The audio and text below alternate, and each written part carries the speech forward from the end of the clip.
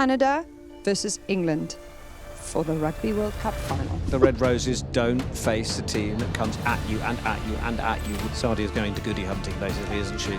Yeah, I think you might see Mo in the line. This is the second biggest ever Rugby World Cup Final attendance in the history of the men's and the women's game. There's a mystique that comes with playing in a Rugby World Cup Final on home soil. That England backline's love of Allianz Stadium adds a few points. It's worth 5 or 7 points. If this game is drawn level at full time, I'd be smashing drop goals in the warm-up.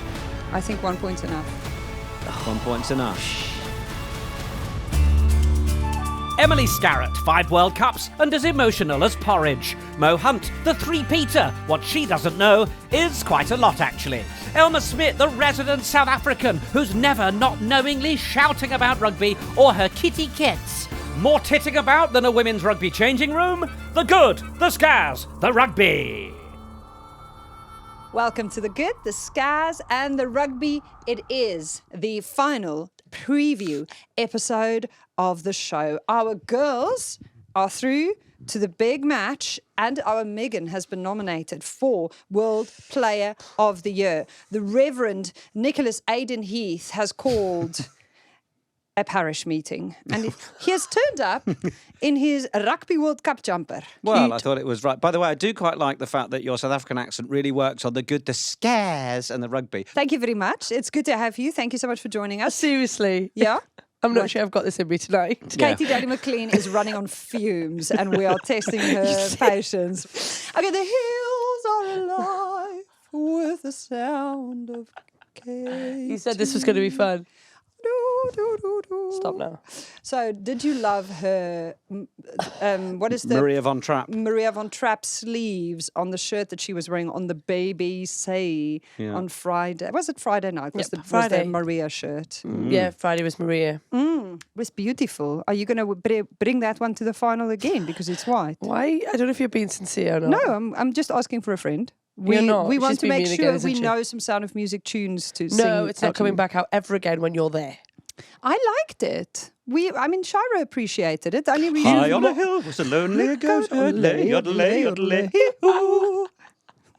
It's one of my favourite songs. You're so beautiful. Okay, we're going to stop now. I did love Gabby, your mate Gabs, just having so much fun with you and your bestie. I'm not sure she's having so much fun. Me and Ruby are having quite a Laurel lot and of fun. Hardy, Ant and Dec, Bonnie and Clyde. Ruby didn't know who Ant and Dec was, though. Like, genuinely had no idea, which made me a little bit sad. There's a list of references she hasn't, like there were a few earlier on in the tournament as well, and then the word pundit. It's been a learning experience. Oh. Now, as we near the end of the tournament, I thought it would be a great opportunity to pick a moment of excellence from the weekend in partnership with our good friends at Remy Martin VSOP, Cognac.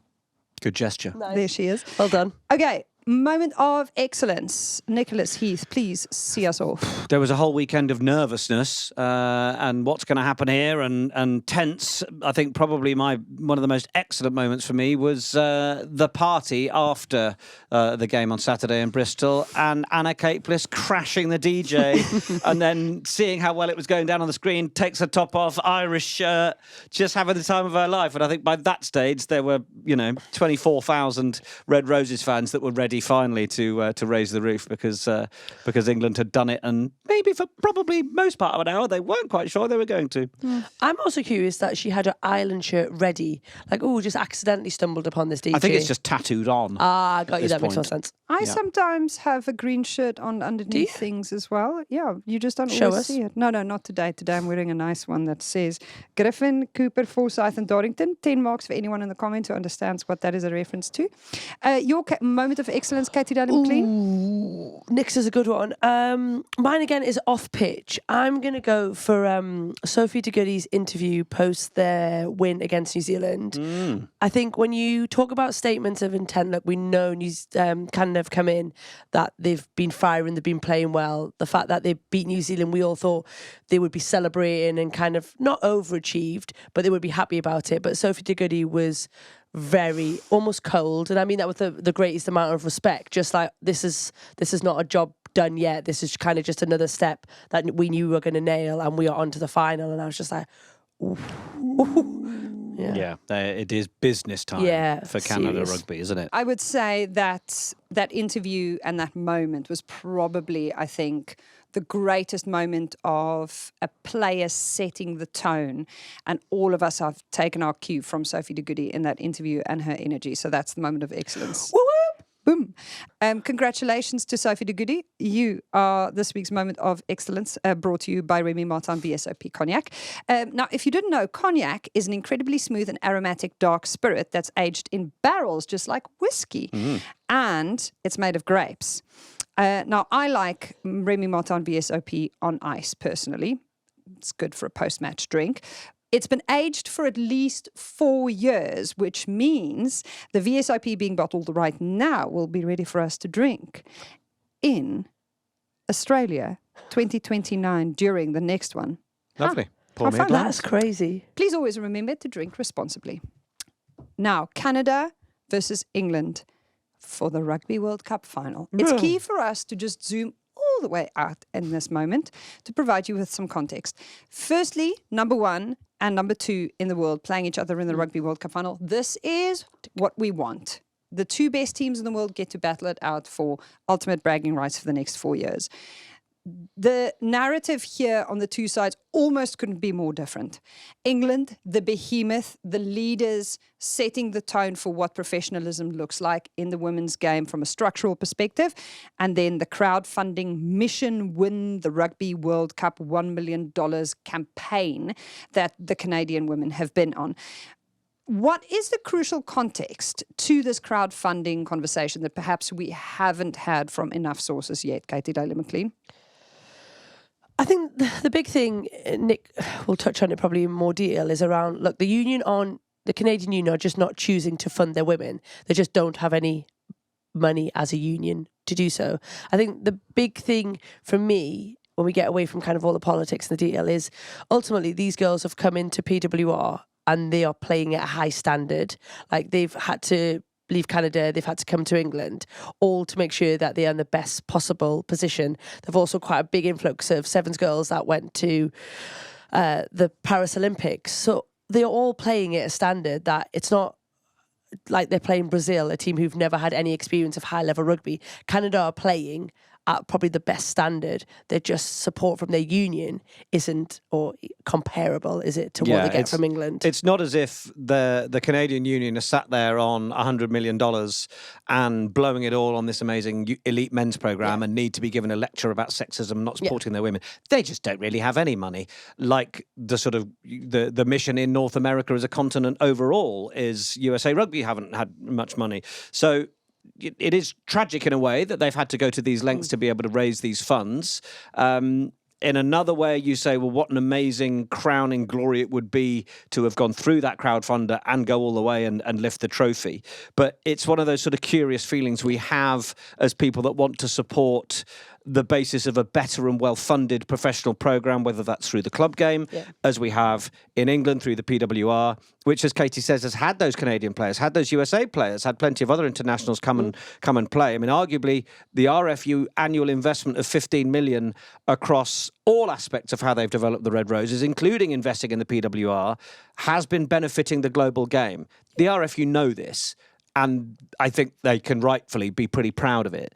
But that is also why we've got these Canadian players who won't shy away from taking on the Red Roses, because they play them week in, week out. They've been upskilled by the overall standard of that league. And it's set them in this position as second in the world and ready to go and contest and potentially win this final. What is interesting as we reach this end of this tournament is the conversation around professionalism and the fact that we want to drive higher standards across the board. Many countries like South Africa, for example, are in the process of rolling out a professional league setup. So South Africa's announced in 26 there's going to be a pro league competition launching, which is the first time ever.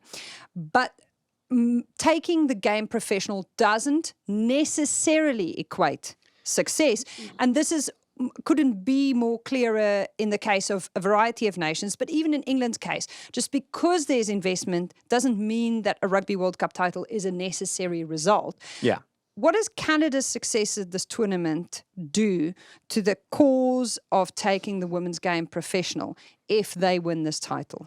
I think this tips into that question of what is professional as well. And so, I used the analogy earlier that you could hand me £100,000 guitar and that's investment of all that money, but it doesn't mean I know how to play it. And if I've not been invested in terms of giving me lessons as a kid and learning how to perform and be there, then that's completely lost on me. So throwing just money to turn something from a little P into a big P professional isn't what's going to do it. The Premier 15s now, the PWR in England is coming into its 8th season, and that has taken years of investment from building those clubs up. But actually, the first amount of money goes into S&C programs and support through assistant coaches and through physio and medical and all those sorts of things. So when people sort of talk about, well, aren't they paid to play yet? It's just like, well, actually the first 100, 200, 300,000 has gone before a player's had a single figure. Someone probably who knows a thing or two at club level as to where those funds go before it's necessarily reaching the players. I know that the PWR would, everyone's talking about whether they get this nice big title sponsor going into next season. Well, actually, what happens if a title sponsor says, okay, I want to throw £1 million at the PWR? Well, that's probably 100,000 for each of the clubs and 100,000 for them. It's gone through the fingers. That is nothing in 2 minutes. But everybody says, surely you could get someone for £1 million. Well, yeah, that would be nice. But actually, is that enough? So that's the first pillar in terms of context of the history and the contrast and the journey that these two teams have been on. The next pillar would be the last time they played. English structure versus Canadian innovation, WXV 2024. England defeated Canada 21-12. And you'd look at that and you'd think, decent result. But at halftime, it was 5-7. There was a yellow card for Ellie Kildun. They played with 14 players for 10 minutes. And with 1 minute to go, it was 12-14, Katie Daly-McLean. It was, and watching it back before we came and did this, it's so interesting because when you watch Canada, they were already showing us how they intended to play come this World Cup. Yeah, totally. It just wasn't as well drilled or as well executed, and they had a couple of people missing. Sophie de Goody didn't play in that game. So, yeah, you're already getting that sense of like, oh man, looking back, we were all getting warning signs that they wanted to play high tempo, they wanted offloads, they wanted quick ruck speed. And it challenged England that day. England were without Meg Jones as well. No Abby Dow. No Abby Dow. So there was players missing from both sides. So this, for me, is set up to be an absolute cracker because you think two of the best players, or one of them is going to be crowned the best player in the world very soon, weren't playing in those games, and big games need big names and big players who are in form, and both Meg and Sophie are definitely in that. The bench's impact there was the difference, though. It's that final score from England in the final minute, and it felt like it was building and building and building, and luckily in that case there was enough runway for them to get over the line and blow out that score just a little bit, but right until the end it was very closely matched. When you look at the bench and how it operates for both England and Canada now, though, how much of that has shifted and changed? Well, I thought I'd run a few stats on the benches from the weekend, and I thought I would see a greater disparity than I do. So, sorry, Red Roses fans, this isn't quite the news you might be after. But from, Lark Davis, Kelsey Clifford, Sarah Bowen, all the way through, the number of carries the England bench have made across the tournament, and bearing in mind some of these players have had starts as we've gone, is 136 for a total of 466 metres. Canadian bench, their total carries 127, not far off 136 that the Red Roses have, and for a total number of metres 392, only 70 less than the Red Roses. So their benches are pretty well matched in terms of the impact and drive they can have for their teams later on in the game. Je suis nervous. Yeah, I think you're allowed to be. There's a couple of other bits that I can pull out as well on this. I mean, total points scored. England have outdone Canada 43 tries to 35. But offloads in terms of this attack game, England 29 over the course of the Rugby World Cup, Canada 77, and Canada are right up at the top. I mean, Fiji made more offloads during this World Cup up till now, and they left at the pool stages. So that's a really interesting part to me. It looked to me like England were actually trying to play a bit more of an offload game in that first 45 minutes with a slightly greasy ball that made no sense, and we kind of covered that in the quick tap.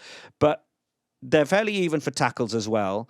But offloads, de Goody with the most across the World Cup, 11. And Alex Tessier is in 6th. Peltier is in 7th, and Julia Schell for Canada is in 8th on that list. The first English name is 39th in that list for offloads, and it's Megan Jones. So it tells you a little bit of the difference as to the sort of game Canada want to play. They love that fast ruck speed. They want the next player on the ball. We saw it in that de Goody try where Peltier made the break and then offloaded it inside for de Goody. Peltier's right up there with line breaks. Line break assists, 7. Taylor Perry and Alex Tessier on 8. The closest English players, Singh and Meg Jones, 5 each. So the Canadians have got it going forwards. The other side of the story, defensively. England, Cabea, 90 tackles, way out in front. The nearest English women, Morwenna Talling was 68, Alex Matthews was 64. The top 2 Canadians, de Goody 68, Paquin 64. In terms of dominant hits, Forteza has 9. This is where you're really winning those opportunities to potentially wrestle back possession. Morwenna Talling has 8, Meg Jones has 8. So there are so many areas here where Meg Jones and Sophie de Goody are quite matched up. In terms of winning turnovers, they're exactly the same. De Goody has 5, Meg Jones has 5. And now they're both on this World Player of the Year list. And with that key context, we also just need to rewind the tape a little further back to the last time these two teams met at a Rugby World Cup in a knockout match, although this time it was in a Rugby World Cup semi-final. Canada 19, England 26, halftime 12-15. There is a trend here. At halftime, they are 2 or 3 points apart, and then it blows out late in the second half. Abby Dow's try in that match, absolutely crucial. Claudia McDonald running from behind the try line, stunning 15-meter flat pass, Abby. Oh, yeah, I remember that. That was beautiful. How much change have we seen since then from both these two teams? How much of that is worth looking at now? Do you think it's relevant? I think almost kind of continued to go up, and England feel a little bit, especially attacking wise, have kind of plateaued and dipped. I'm not sure we've seen as much in England's attack. Like, you could definitely look at Canada now and be like, right, this is the game they're playing. This is the game we need to stop. I'm still not sure whether we feel as England that we revert to type of around driving more. That's probably the biggest thing. If you watched England, we're like, right, what's the thing they're going to hang their hat on? It probably is that forward power game, and then when we get into, we'll kick our penalties to touch, so he's got great length, and then we'll go and drive a maul. Sometimes from 5 meters, sometimes from 20. But as a South African, if it ain't broke, I mean... Well, yeah, but it's also, I think it's the collective growth of that Canadian backline as well. They've, a couple of players in there who are brilliant players. Alex Tessier, Alicia Corrigan, we've seen them in the PWR. I don't feel like I've seen them step up and own their space in their club games as much as I've seen them do in that back line alongside Peltier, Taylor Perry, everybody else. Katie Daly McLean's arm has just shot up into the sky. Just to talk about Taylor Perry as well, she doesn't get a lot of mentions because Tessier and Peltier have gone so well either side of her. But again, just the composure to do the basics well. She flattens up, she allows Tessier to play deep so they can go around teams. Like, kicks all right when she needs to out of hand, but obviously Tessier does a lot more of that. I think she's gone a little bit under the radar, and you do need your 10s to manage that shape, the way that they connect. She's gone well for them without having to do anything flash. And if you have just pulled up a chair here, you might not have heard us droning on about this in our preview to the tournament episode. But Canada's build into this tournament was a very hot run of match fitness, building. 7 tests, 5 games to get to this point. They are on a very recent 12-match running streak. And this level of match fitness coming into it, it's not England style, like deep preseason, like, and we were talking about England's strongest opposition potentially being their A team, kind of, and that the firmest challenge that they had was the internal one, where we all know what's being said as we prepare to run out there, and you're also in on each other's game a lot more. Yeah. Whereas Canada has gone all over, they've spent that $1 million on making sure that they come into this so very match fit, which is I think potentially going to probably be the strategic piece that you'll see change the most going into the next Rugby World Cup is that teams will start turning up at World Cups doing this more and more because the results have been undeniable. Yeah, well, I think the nature of the new global WXV will help with that. While they've put some fixtures in over the last couple of years, I think this supposed 10 fixtures a year for more nations outside of the Six Nations teams will really impact that. And ultimately, you can train as much as you like. Look, like you touched on, S&C, medical, all the stuff are really important. But the thing that fine-tune you is games and fine-tunes you against opposition that don't necessarily know what's coming. And when you play a game like Canada, that's what it relies on. It relies on the fact that if, like you say, everybody knows their calls, so you start to gamble on a line or you might try and wrap an arm when it's touched, things like that. But when you're getting to understand the speed of your ball and what it needs to look like, that is such good prep. Now it's time for our Continental Tyres question of the week. Continental, of course, the official tyre partner of England Rugby. We've put out a call and said, send us your questions. And Mason Girls Adventure Mom just replied in caps, ah! Oh, I know, Sarah. I'm glad that she's feeling the tension and the excitement all at the same time. I know how she feels. Wait. Yeah. Heather Muir 4, her Conti question of the week, is Nick Heath from the future? Those predictions. And Rebel Scum 20 asks, will you have to give Meg Jones a pay rise for her recent nomination? Rebel Scum 20, are you her agent? Please let us know. Then Wallingford RFC asks, is Sophie de Goody the best all-round player at the moment? And discuss. Well, that, is that tipping the answer towards the World Rugby World Player of the Year award? I mean, I think in terms of all court game, Meg Jones might need to work on her lineouts to be able to rival kick, though. because de Goody is phenomenal at all of those things. Then being in the ruck, then winning a turnover, then being on a scrum half shoulder.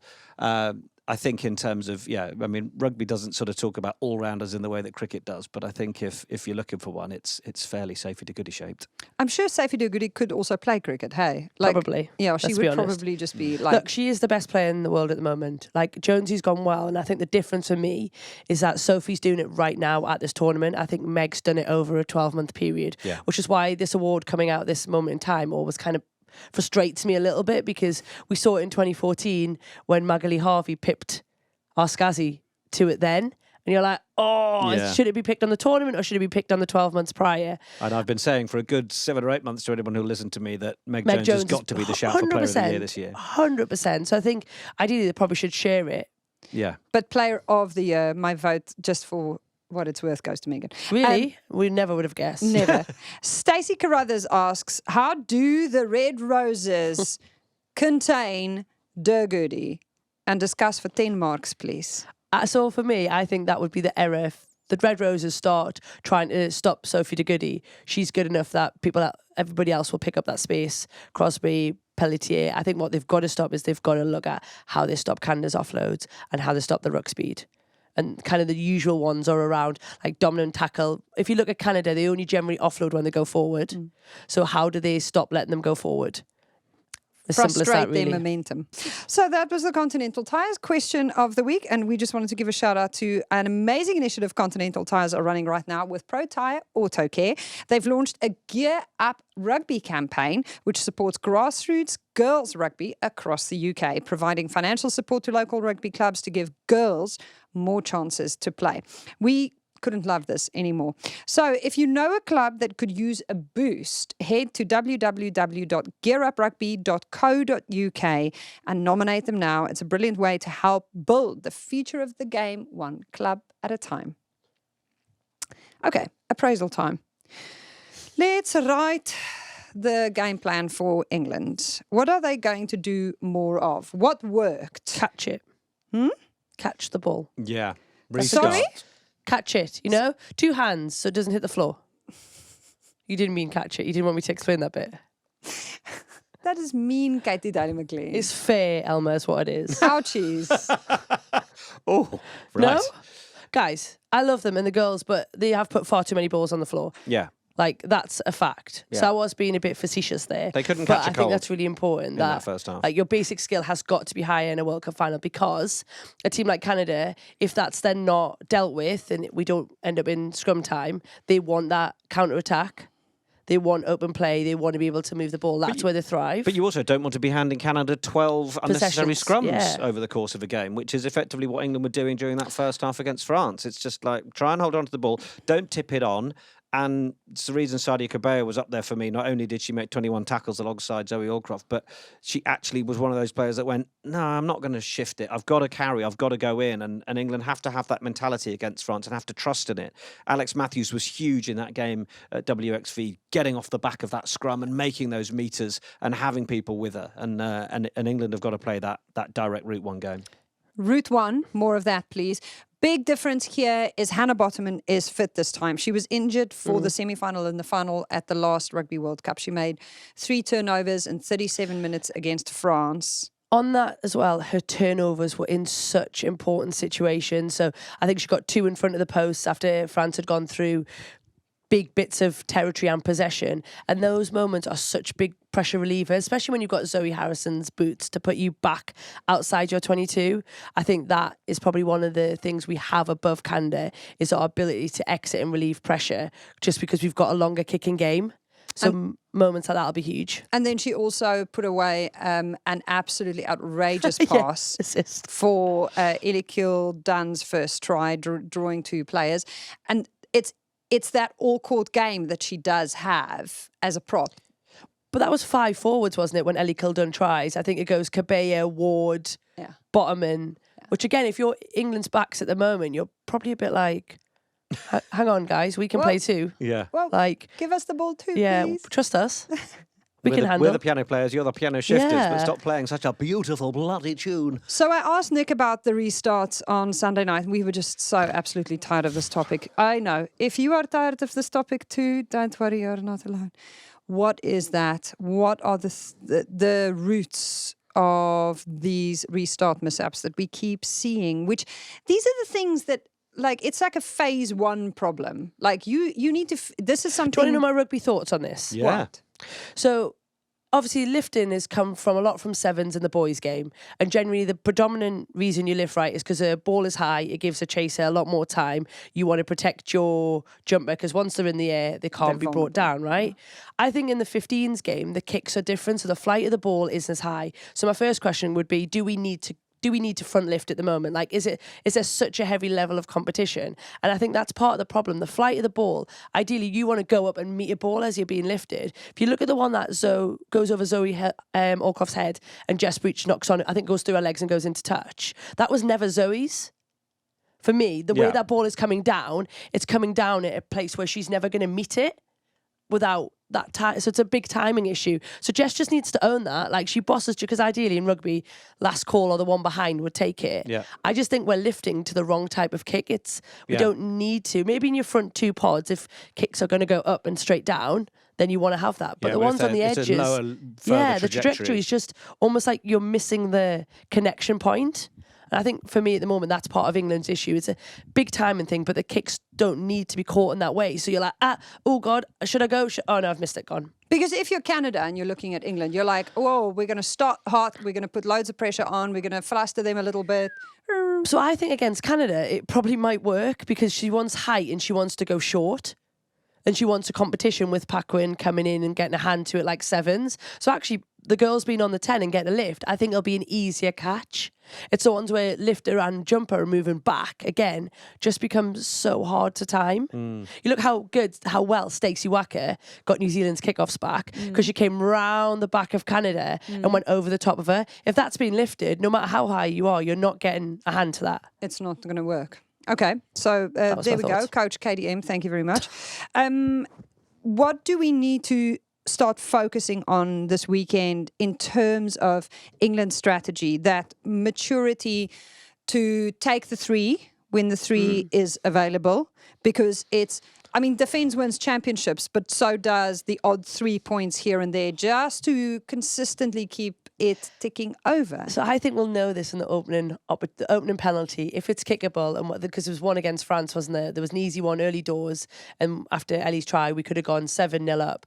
We kicked to the line out, and I wonder against Canada, I think we'll know the message where England are sitting on that very early. If Zoe gets an early, because we're assuming Zoe will be in that 10 shirt again. I can't imagine many changes. If she gets that opportunity early to take 3 points, or whether they still back their line out, it'll be an interesting tone setter. Yeah. And who makes that decision? I think they would have talked about that in the week about their game plan. So it might be, look, first couple of lineouts, let's go have a test and see what happens. If we score, we keep doing it. If we have a couple and we're not getting anything from referee or Canada are defending us, then we maybe come back together and we look at, because ultimately you want to build a score, right? One thing we know is Canada will score tries in this final. So actually just taking 3 now and again actually can be really, really important when you get towards, like you said, the clock's ticking down, and now rather than it just being 3 points, it's 9 points between you. Yeah, and everything in those final 10 minutes suddenly becomes heightened. Every pass you've got to catch, every kick you've got to receive. So whoever has the ascendancy at that point has just got that slight, sense of calm.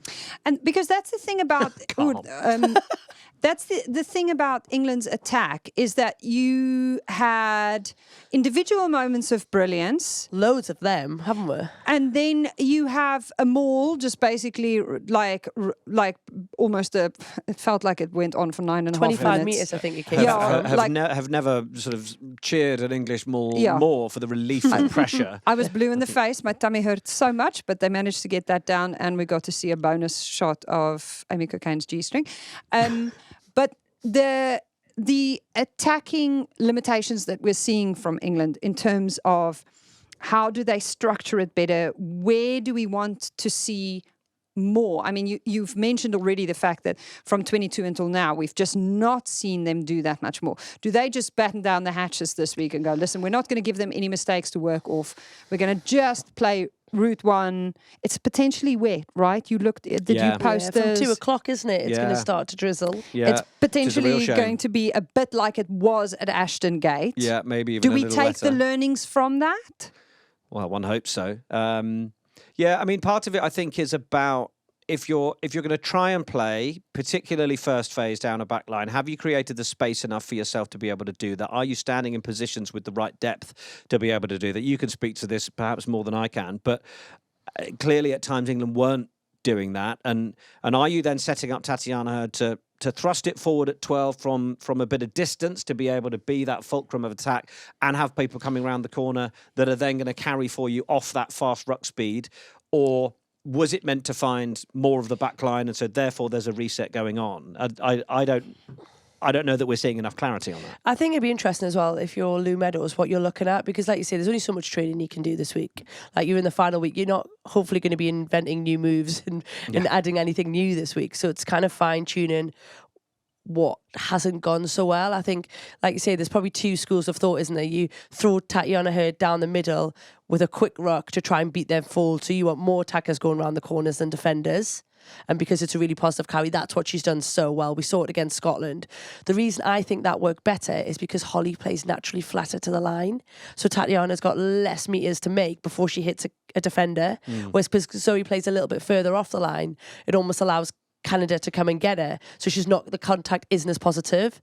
The flip of that, like you say, is the first phase time, and because that's stuff you can drill, you should always know for your first 3 phases where everybody's going to be and what problems that will present you, and then what your solutions are. And at the moment, the biggest problem we're having is that we can't get our time, and we're in front of each other, or there's times where we're on top of each other.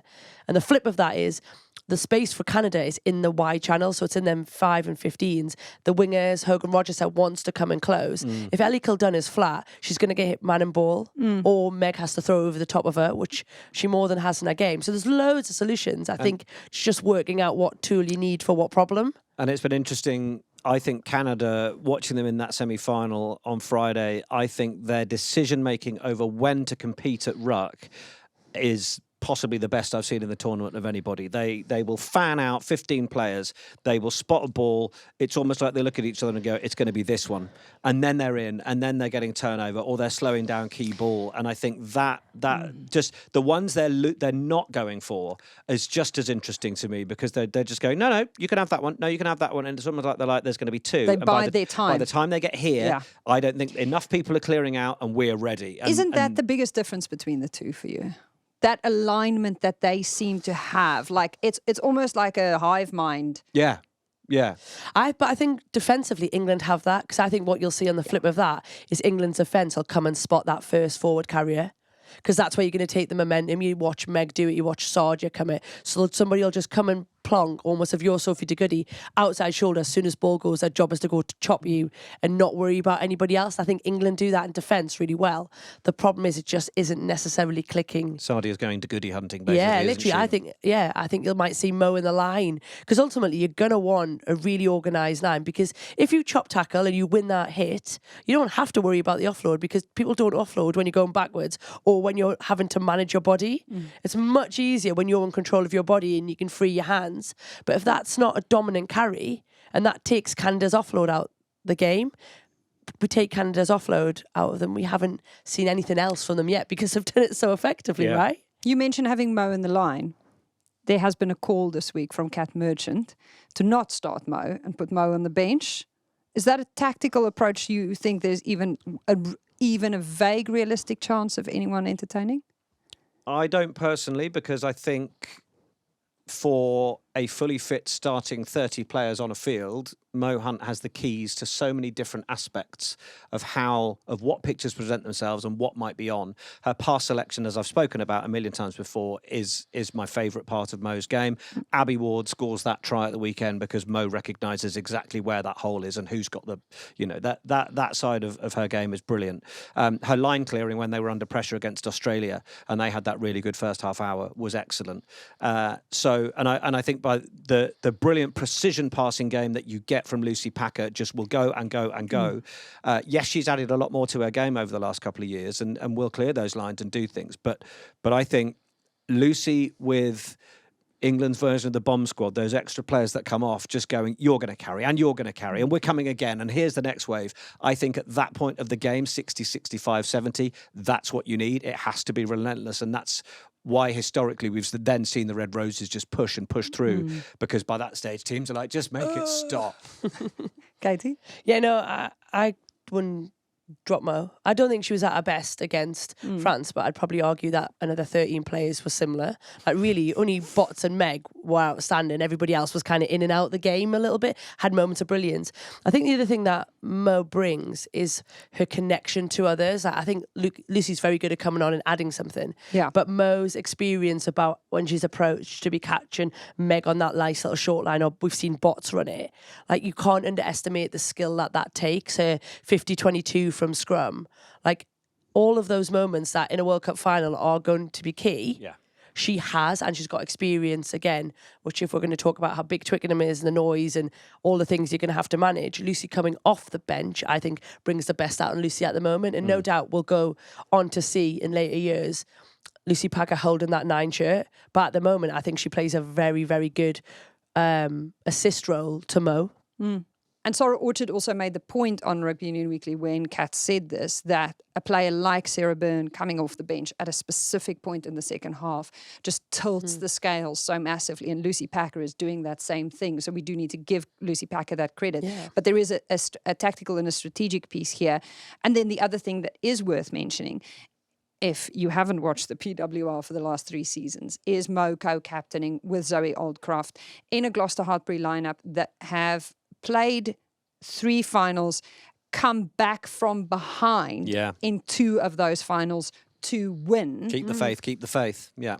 We're going to come on to Canada in a second, but first, our friends at British Airways are continuing their long-standing support of the Red Roses this summer, and we wanted to tell you about their very cool No One Flies Like Her campaign, because the Red Roses haven't been getting the recognition they deserve for being national icons.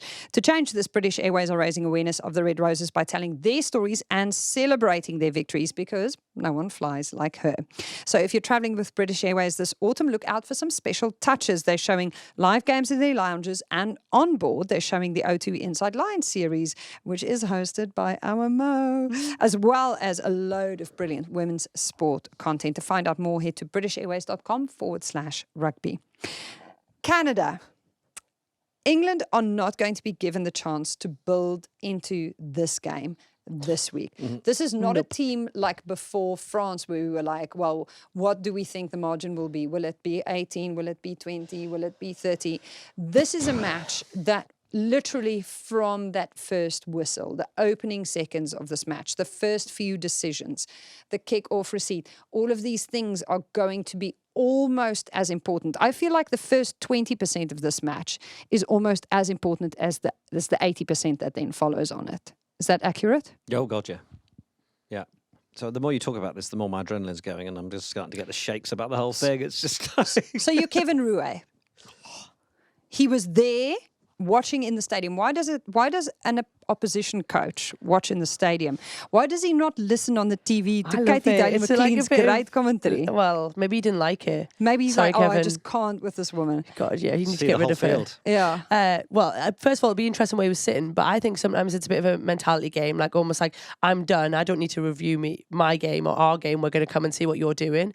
I think it's to get a sense of the game live. Sometimes when you watch camera angles, he might be looking for a set thing, so he might be looking at where England stand in relation to parts of the pitch. Are they tight? Are they narrow? You don't necessarily see that depending on the angles you get back from World Rugby, so that gives you a broader sense. I think sometimes just around the feel of the game as well, just to get a sense of how England are playing. Do they look like they're in control? That kind of emotional energy, again, that you can't get through your TV screen. We've been talking up Canada for quite a bit now.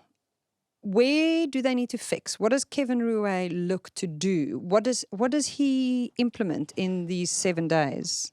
I'm fascinated to know if Canada have a B plan. So I haven't played in like a couple of World Cups, definitely in 2017. One of the biggest reasons we struggled in that second half was that New Zealand came out and they did something completely different and we couldn't live with it. We couldn't change it. So we were almost just like, oh, we know what they're doing, but we don't know how to combat this or to change our game. And ultimately, fair play to New Zealand, they came and played a really good second half. We got beat. I think France did that a little bit to England in the Six Nations, where that game got as close as a point. So I'd be fascinated to know, if you're Canada, are you talking about if for some reason it's really where because a lot of their offloads have stuck. Granted, they've done a really good job of the process of an offload, winning the collision, getting their head round, all of those bits that come. But there's also been ones that they've got a bounce and they've got the rub of the green.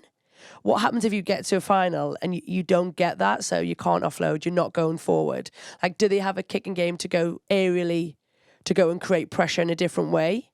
What happens if they don't get a fast start and England come out the blocks? Because that's the other thing. Canada have started very well in the first 20 minutes. Yeah, You think the reason they beat New Zealand, for me, is that start was so big, so fast, and they took so many points from New Zealand. It was just too much for New Zealand to claw back. But what happens if you don't get that? If you're in a tight game, like, have you started to answer all of these questions? Because ultimately, they should come out and put that performance, that game plan that they've done against every other nation.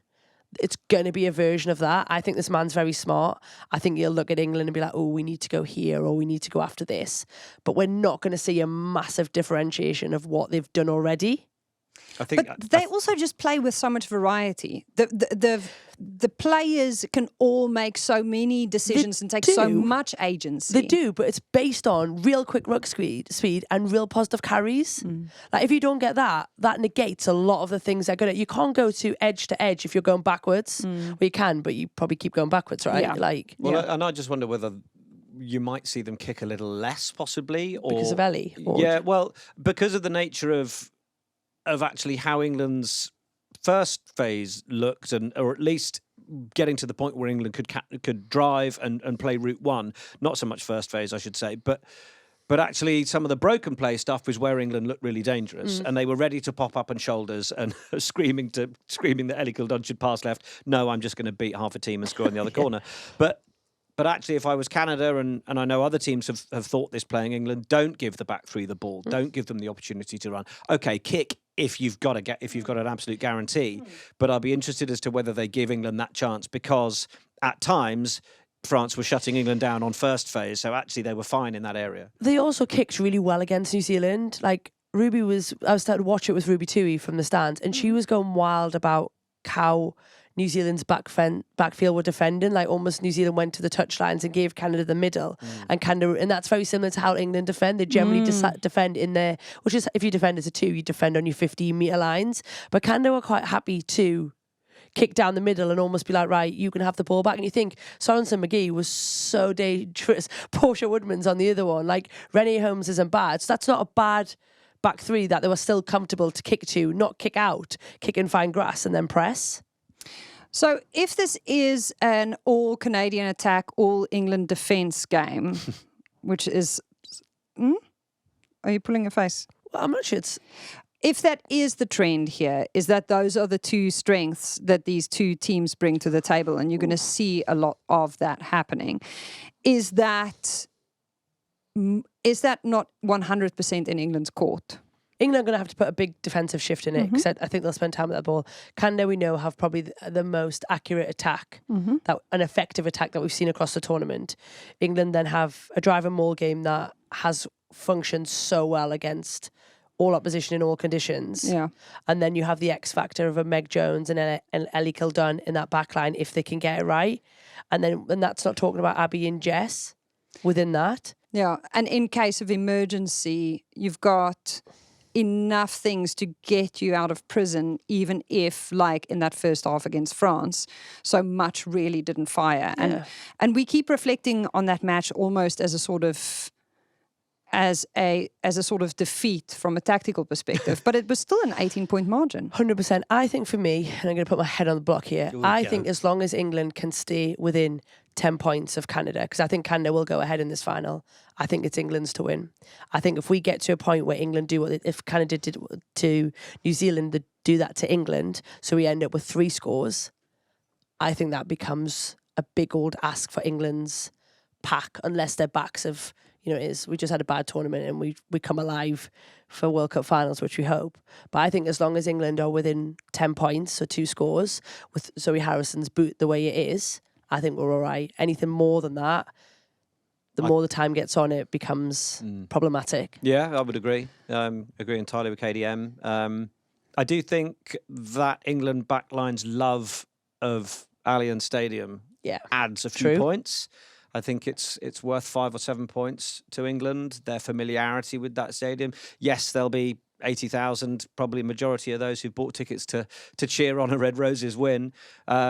But the familiarity of the day, that stadium, moving around, all of that kind of stuff, the dimensions of the pitch, which all vary slightly in every pitch across the world, and those players, those girls will know that. I think for Abby Dow, for Ellie, for Jess Breach, I know my running lines on this field. I know where to go. I think that element of familiarity. They've played in front of 58,500 there, 38 odd. They're used to that sort of number. I don't think many, if any, of these Canadian players have ever played there. They're getting used to these bigger numbers, but it's not necessarily the intimidation of the atmosphere, because I think Canada will probably be quite ruthless and not care about that too much. Yeah. But I just think, even just culturally, the home of English rugby, something about that for, I think, some of those players will just give them a little spring in their step on the day and go, not in our backyard. And that, I think, is probably worth a few points. Notable context here is that England hosted the Men's Rugby World Cup in 2015 and drowned in their own pool. First team to ever do this. And managed to not give the home of rugby the experience of representing your country in a Rugby World Cup final on home soil at Allianz Stadium.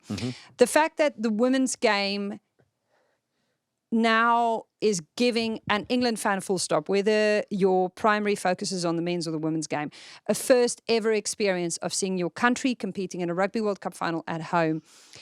You cannot overstate how significant this is, and the lift that you undoubtedly receive from playing in a Rugby World Cup final on home soil in front of your audience. No one could speak to that better than the Black Ferns. Yeah. Fair.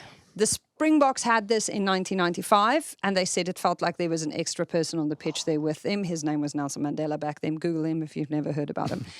But the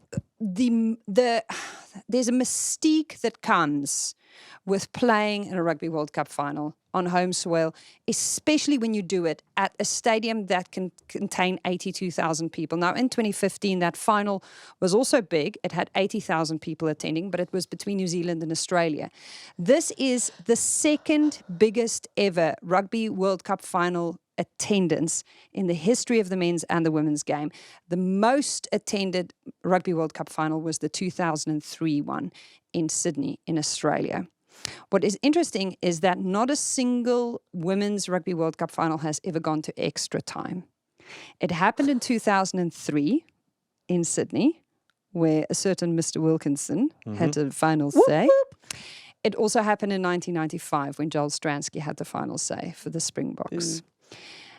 And so my question here is, if this game is drawn level at full time and we have 5 minutes of intermission and they go back on for a sudden death extra time. 10 minutes a half, right? I'd be smashing drop goals in the warm-up. Who is kicking that drop goal? I tell you what, if that was me, I'd be... Because I think that's where we have an edge over Canada. That, like, football-y kicking game. Holly Aitchison, Zoe Harrison, Meg, Mo would all have a shot. Then you've got Bots and Amy Cockayne in there as well, haven't they? They love a little cheeky drop goal. But I think you've got enough momentum to start thinking about that. Take an easy penalty again. Like, Sophie de Goody, to fair, has a decent range on her. Like, she hit one from 40 that was flying over. But really, it's only her. Tessier probably is a good kicker, but doesn't have the same length. I spoke to Sue Dorrington earlier today, who said that she feels like this World Cup should have been sponsored by Kleenex because of the amount of tears they've been. I mean, imagine if Meg Jones ends up being one to slot a winning World Cup drop goal. And I feel like Megan is the kind of audacious person who would just pop one over. A bit like Pauline Bodon Sansus from the 40s. Somebody kicks a restart, I tell you what, I'm just going to have a go and send it back. Yeah. Chuck it over there. I think that's one thing England's backs definitely are. They've got the character to thrive on that individual moment. Yeah. To, like, you need people who have got bottle. They're ballers, aren't they? Yeah, people like Ellie and Meg and Mo have got a lot of bottle. Let's go for the drop goals, girlies, if you are listening. If we are still drawn level after extra time has been completed, there will be a kicking competition, which we'll see, like, this is a dizzying, there's a whole diagram, but basically there's going to be 5 kickers nominated from the 15 players on the pitch at the end of extra time. And then those 5 kickers will have to take kicks from predetermined positions on the pitch. And if all kicks go over, or basically we're tied level at the end of the kicks, they'll just keep going until the sudden death kick out basically gives us This a result. also suits England, because if you think you've got Helena Rowland on the bench, you've probably got Lucy Pack and you've got Holly Aitchison, and you're probably taking off Tatiana Hurd and maybe Jess. You're replacing it with competent kickers as well. Did you ever practice this? We definitely did. I think it was either maybe before 2010. We also had a drop goal routine just in case as well. That had a name. I think that was before 2014. Because there was, it was before 2014 because some of the forwards tried to get in on the action of practice. And now it's time for the Honda notice board. We got a video of Megan Jones, World Rugby Player of the Year nominee. If you have been keeping an eye on the socials, you would have seen that Megan Jones has gotten an e-bike, which looks a bit like a motorbike, but it's just a bicycle that has a battery on it.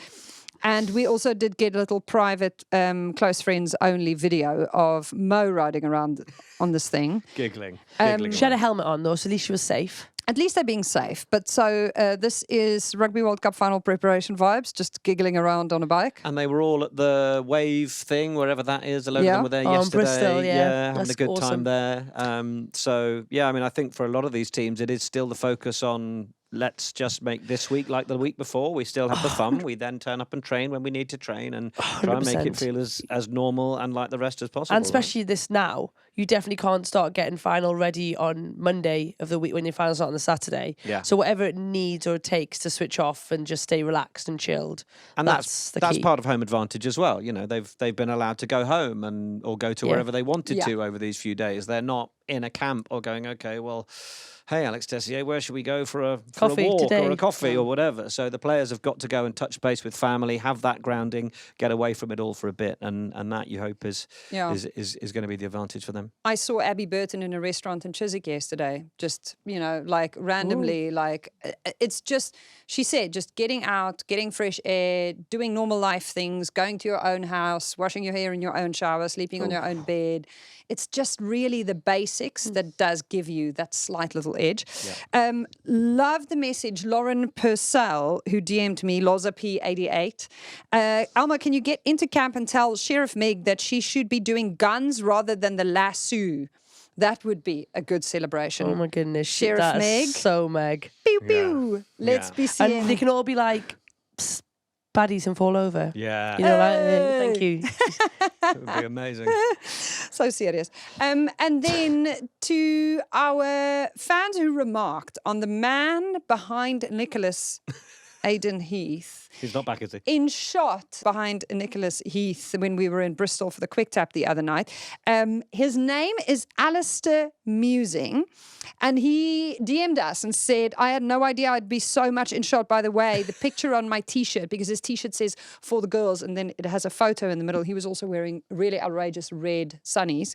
Nice. The pic is of my late wife, and I think of how much she would have loved the recognition, growth, and success of women's sport, which is why I had it made in her memory. Gorgeous. That's really lovely. Yeah. Alistair also came up to me after the record and said he was the man I spotted in Paddington Station in a coffee shop wearing a Sarah Byrne T-shirt, and I snapped a little paparazzi picture of over my shoulder.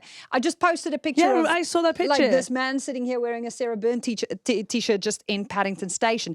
And the number of DMs I got in response to that story of women going, oh, I just literally welled up. That's just so heartwarming. So, Alistair, you have made so many people's day just by wearing your Sarah Byrne T-shirt around London. But also he DM'd in response to that photo of mine and said, if I'd known you were in there, I would have said hi. Next time, just say hi to me. So I will. But thank you so much for coming in and colouring in our world with all of your fun T-shirts, the merchandise, and the way that fans have showed up at this tournament have just been so heartwarming. And that was the Honda Motorsport. Thank you to all our contributors. It's September, which means grassroots rugby is back. So if you're driving to rugby training or dropping the kids off at theirs, the Honda HRV is the car you want. It's got heated seats, a huge boot, and Honda hybrid technology, which means it charges while you drive, so there's no need to plug in. 3 final things that we just need to quickly touch on before we bid farewell. Adieu to you and you and you.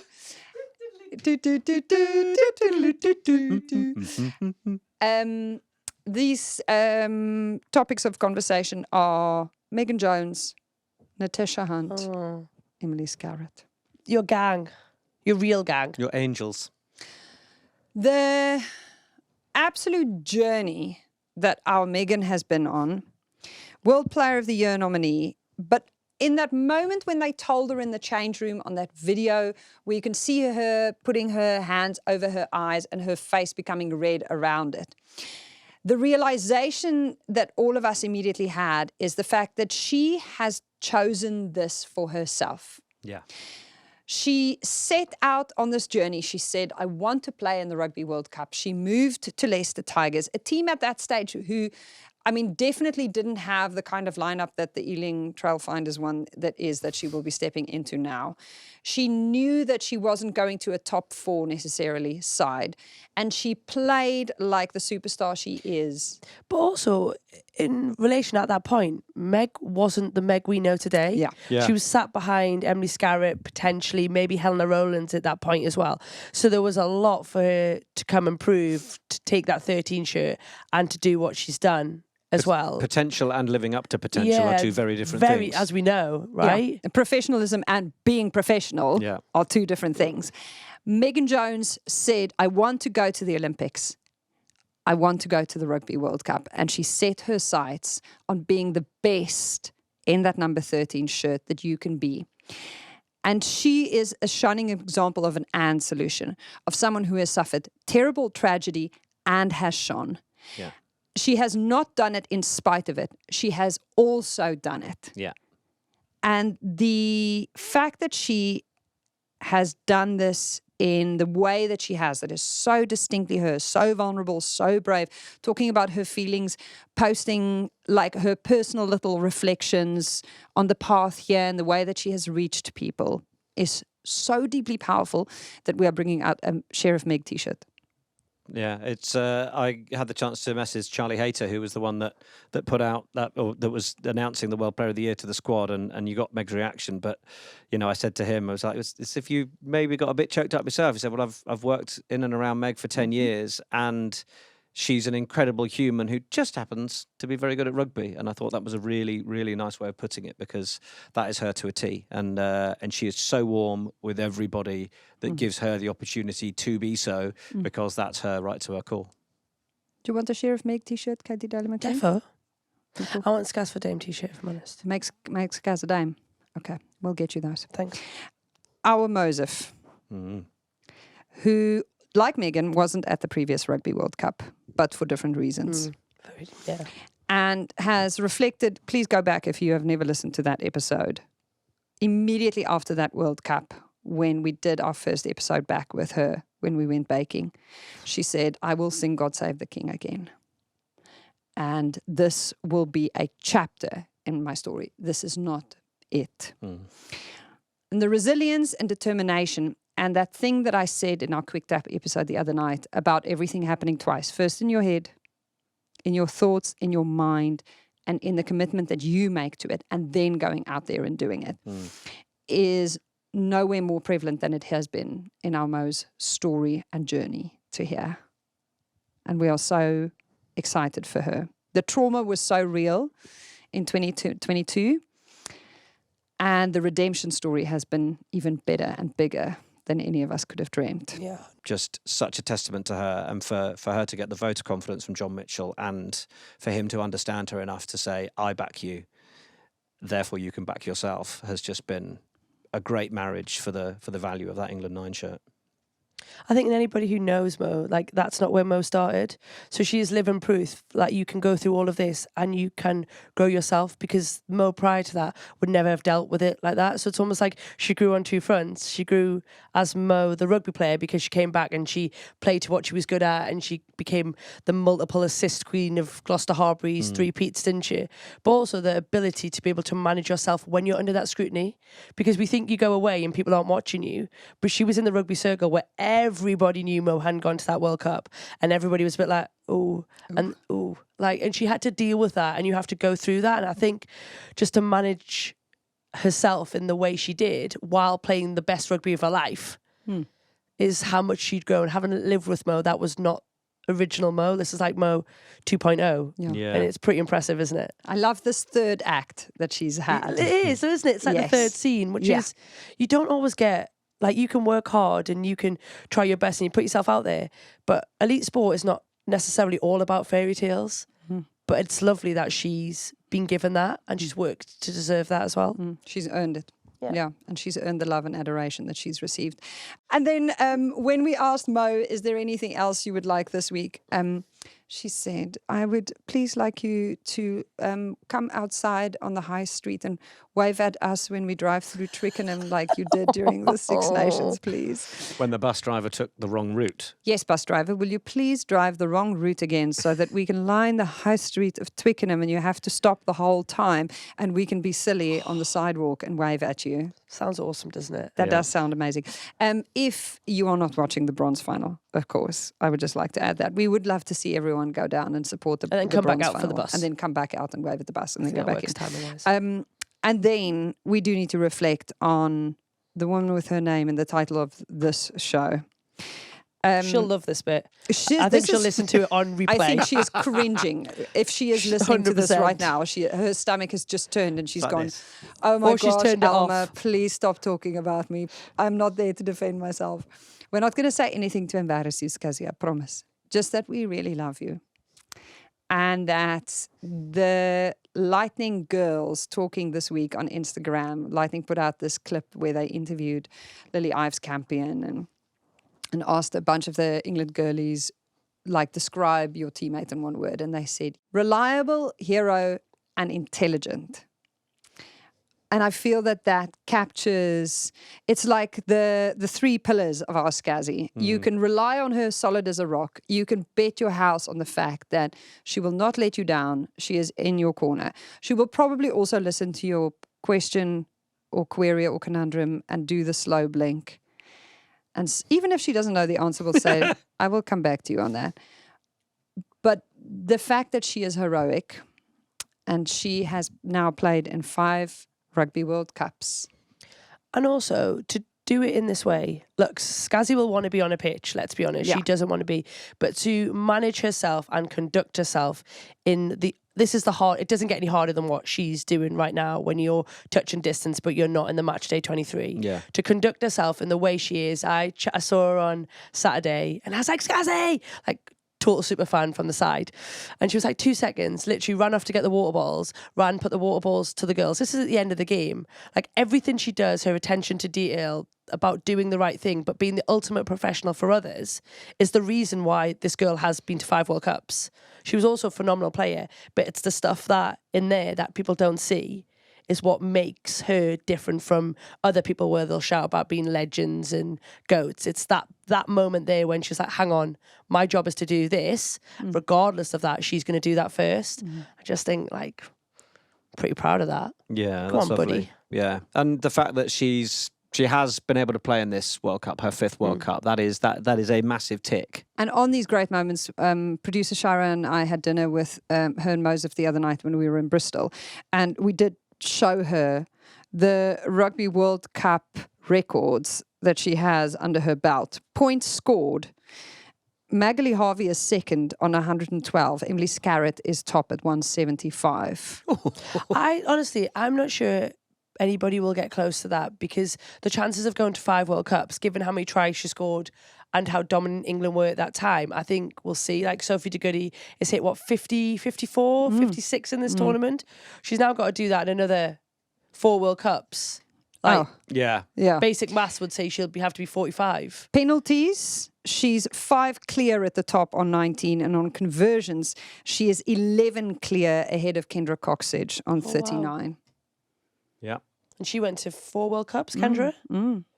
Braxton Sorensen McGee's basically the only one going, I'm coming for you. I'm coming for you, Scazzy. And it'll be 2038. Make Scaz a dame. I wish I had a gavel. I want to, like, hit the table with it. Ow. The question is, will Shania be at the final? I really hope so. That don't impress me much. Very good. Yeah. Nick is on the microphone for the final. If she's there, are you guys doing a duet? Well, sure. I'll Man, I feel like Oh, Shania. you could do that so well. Ooh. That'd be nice, wouldn't it? I'm gonna crack out a red velvet jacket. KDM, Saturday. are you going to wear the Maria shirt for us? Nope. Oh, what are you wearing? I'm not telling you. White. Probably. Probably. What do you mean, probably? Well, I'll tell you what I'm not wearing. I'm definitely not wearing red. And I'm not wearing black. And I'm not wearing blue. Okay. Because there's been some colour issues that I need to rethink my wardrobe at times. Red roses. I know, but it's Canada, isn't it? Well, I know, but that's why I've gone. I wore blue last weekend. Light blue. Whoopsie daisies. Yeah. But the light blue did look nice with Thank your you. hair. I'm going to be in the stands. What are you wearing? Sorry. Shouty lady.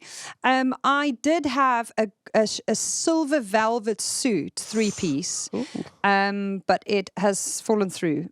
So I'm currently still hunting for a silver velvet suit in case anyone has one in the wardrobe. 3-piece, size 10. Thank you. Is it just so you can look like a human kitty cat? I am thinking of dressing like the trophy now. I'm just going gold sequins. Wow. Pretty much like top to toe. I feel like it's on brand. Yeah. It's very you. Very me being the trophy. Yes. Yeah. And you're hoping it's Zoe Aldcroft who picks you up. I don't know if I'd want to be picked up. She wants to be picked up by Meg. Let's be honest. Don't keep going. The rumours are already rolling all over That the was internet. one of the best lines. Yeah. You were waiting to roll that one out. I'll set them up, you knock them down. Thank you very much. Yeah. Hero week. Nicholas Aidan Heath, thank you so much for joining us. Pleasure. England by 4? Sticking with it. I have had people message me already saying, no, don't do that to me. Nah, I'm with them. I can't do England by 4. KDM, what can you do? England by 24? No? You want to see We've who stands? literally just had a whole conversation for an hour and a half about how that's not going to happen. You said, what can you do? I said England. That was your question. Okay, give us a prediction. Oh, man. Fall on your I think sword. he's close. I think like England by 1 score. So 3 or 5. somewhere between 0 and 7. Gonna have that. That's- I really don't want it to be that close. Like genuinely, I've got sweaty hands Just to again. let you know, they It's can't like win by Alice Silver 0, being back. We're queer joy. And talking all about over queer again. joy, literally. She's getting sweaty palms again. I didn't use the word queer once today. No, you didn't. And you brought it up. didn't. Okay. Yeah, but I think it's going to be under England between 0 and 7. That's not for specific enough. 6. England by 6. 2 Zoe Harrison penalties in the last 8 minutes to win it when we're level at half time. We appreciate having you along for this very silly ride. Here we go, the final. We've been The Good, the Scaz and the Rugby, a Folding Pocket production produced by our fearless leader, Shara Kilgallen.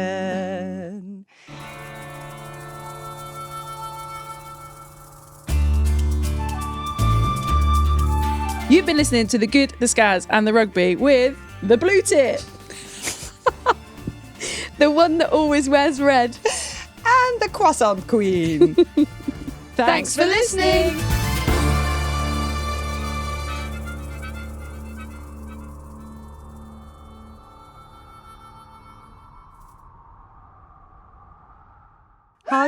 How do you solve a problem like Maria?